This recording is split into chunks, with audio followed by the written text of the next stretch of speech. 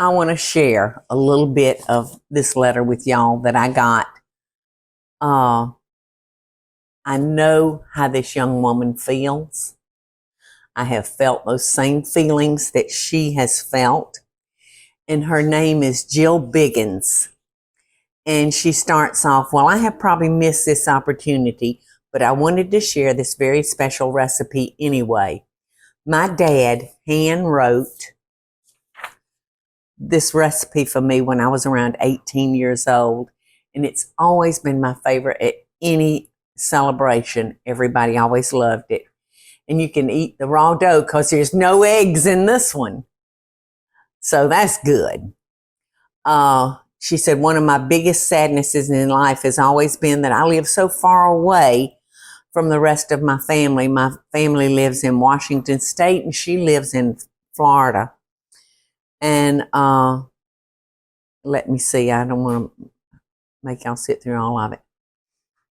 But she said she'd make these cookies and take and share with the class or bake sales. And her daughter even started making these for her friend's birthday present.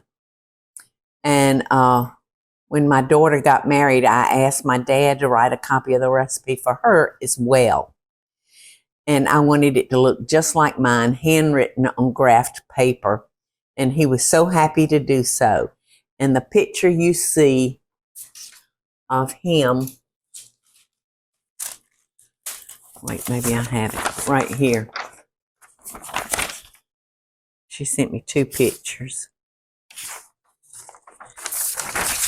There he is, baking cookies with his daughter, with Jill. So that's wonderful that you have that, Jill. And this is another picture of her daddy. All right, so let's go back. And he was happy to do so. And he was testing the recipe to make sure it was perfect after all these years. And he and Candy came down for the wedding. I guess Candy is his partner, to make sure the recipe was perfect. He and Candy came down for the wedding, and before he gave it to her, they had to make cookies together. And that was the last time we were able to visit in person. My dad was one of the first to lose his battle with COVID in 2020. But what a wonderful last memory I have. I believe it was the following year that I had a platter made for each of my kids with the recipe and his picture on it. If you ever get around to making them, I hope you enjoy them as much as we do. Sincerely, Jill Biggins. Thank you so much, Jill, for sharing something that means so much to you with the rest of us. So this is called an Easy Drop Chocolate Cookie. And we're going to start with a 1/2 cup of shortening. Now this is a butter flavored. You know, I just like using the butter flavored solid shortening. And let's see. Let me see. Do we have a formula for this? Anyway, it's a 1/2 cup of shortening, 3/4 a cup of sugar, 1/4 a cup of brown sugar, and 3/4 a cup of buttermilk. Now, Daddy said, yuck, if I drink it from a glass cup or a carton, it would be yuck. Listen, I'm the same way. I love buttermilk ranch dressing. I love buttermilk in my cakes, but to drink it, no way, Hosanna, as Cardi used to say when she was a little girl. And 1 teaspoon of vanilla.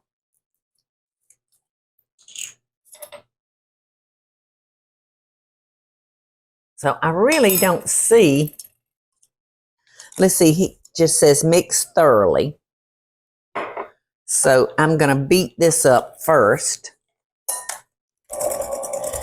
And then we have our dry ingredients that we need to gather up.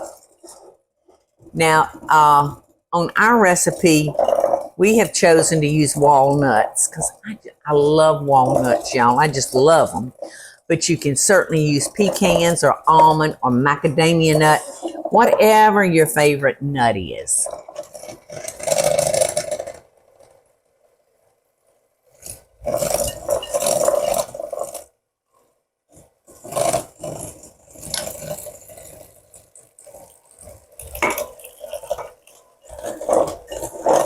So we have 2 cups of flour. We have baking soda. We have salt. And we have walnuts and chocolate chips. So let's see. I'm going to make sure I have the dry ingredients mixed together.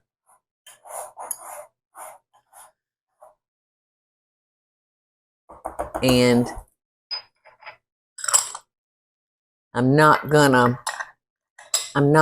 put these in using the mixer because I don't want it to chop up the chips and the walnuts. So I'll just stir them in after we get all this blended.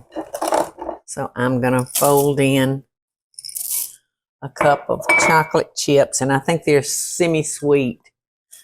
Is that right? No, those are actually, yes, those are semi-sweet. Yeah, that's what I figured. Let's see.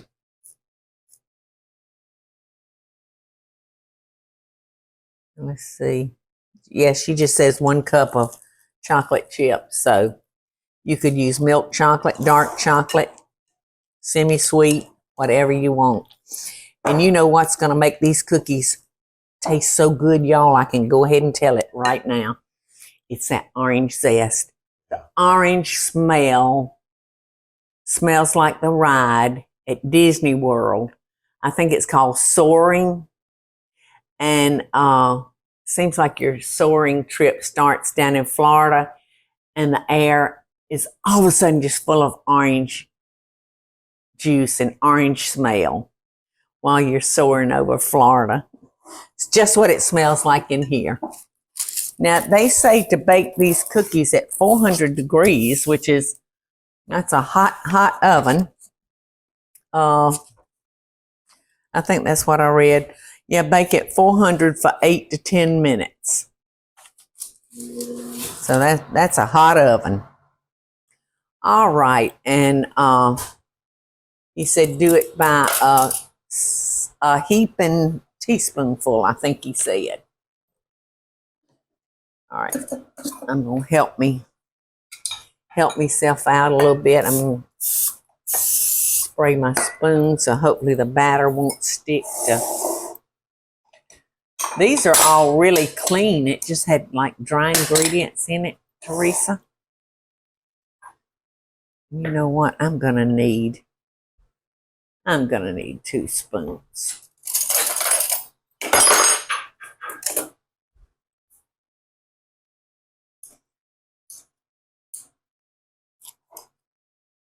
That looks like my mama's divinity.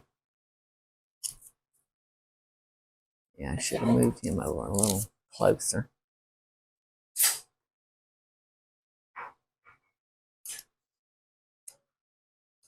$400 for 10 minutes.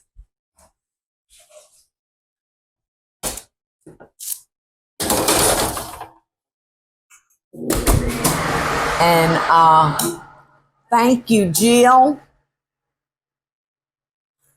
Thank you, Jill, for sharing that recipe with me. I did taste the raw dough, and it is so very good with that orange zest. Okie dokie. It's been such a fun day and such a good tasting day. And Jill, I thank you so much for sharing this recipe with all of us out there. And I'm so glad that these cookies bring you good memories of when you were in the kitchen with your daddy making them. So thank you, girl, for sharing something that's very special to you. And I have to tell you, I've already tasted one and they are delicious. but I'll taste one more to just make sure. And it is delicious. Thank you. Thank you, Jill. Hey y'all, it's Paula Deen. Now, if you enjoyed this video, be sure to like it and click the subscribe button as well as the notification bell to be alerted when I post a video. Love and best dishes, y'all.